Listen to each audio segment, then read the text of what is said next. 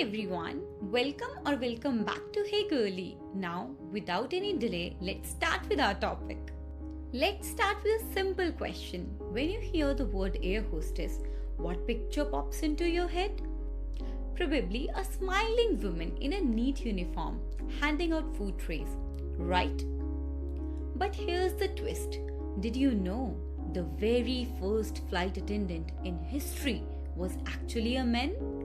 Shocked? Me too. But yes, the first flight attendant was a male, way back in 1912 on a German Zeppelin. And fast forward a few decades, and airlines in some countries literally banned men from the job. Sounds unbelievable, right? So today we are unpacking the real history of flight attendants, the laws that forced airlines to change, and how different countries treat this role today. So without further ado, let's dive in. Let's start simple. In everyday terms, air hostess equals female cabin crew, whereas steward, male cabin crew. Both do the same things: welcome you, help you with your seat, serve meals, and assist in emergencies. But here's the key.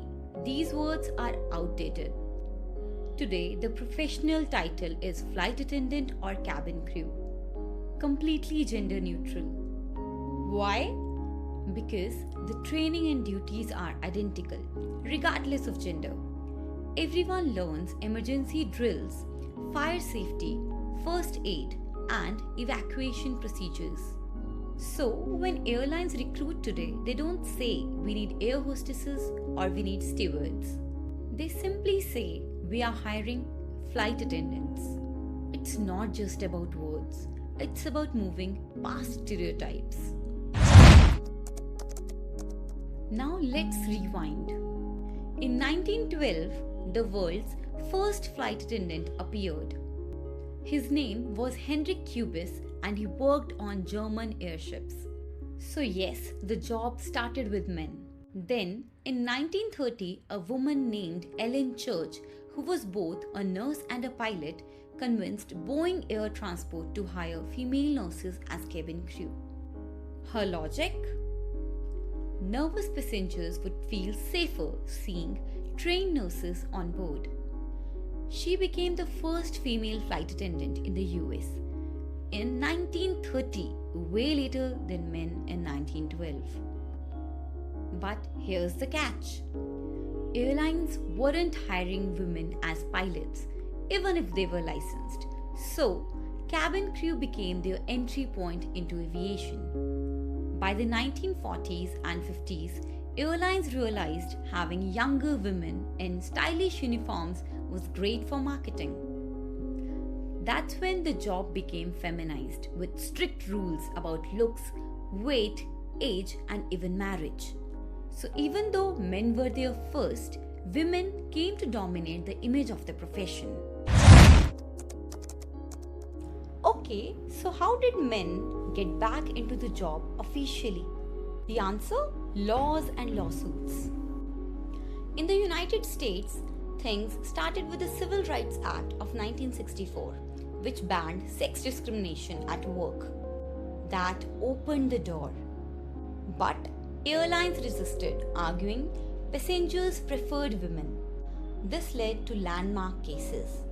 Wilson v. Southwest Airlines 1981. Sexy, female-only branding was not legal excuse for discriminatory hiring. In Europe and the UK, the Sex Discrimination Act of 1975 and an EU directive in 1976 made gender-biased hiring illegal. In India, the Equal Remuneration Act of 1976 required equal pay and banned sex-based recruitment rules. In Canada, the Canadian Human Rights Act of 1977 prohibited discrimination on sex in all jobs, including aviation, and so on with the other countries. So by the late 1970s and early 80s, flight attendant roles were legally open to all genders worldwide. So, if men can be flight attendants now, why are most still women? The answer is momentum. For decades, airlines advertised the role as glamorous, feminine, and stylish. That branding made more women apply, and the pattern continued. Today, airlines have many male crew members, but women still make up the majority globally. Let's look at some figures. United States, about 3/4 of flight attendants are women. Australia, around 70% of cabin crew are women. UK and Europe, officially gender neutral since the 70s, but women still dominate.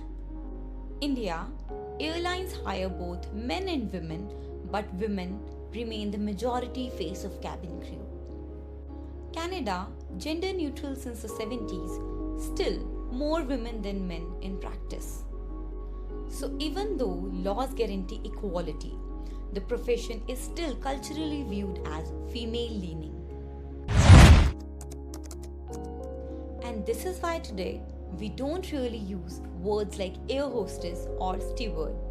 We say flight attendant. It's professional, inclusive, and it reflects the reality. Men and women do the same job equally. So here's the big picture.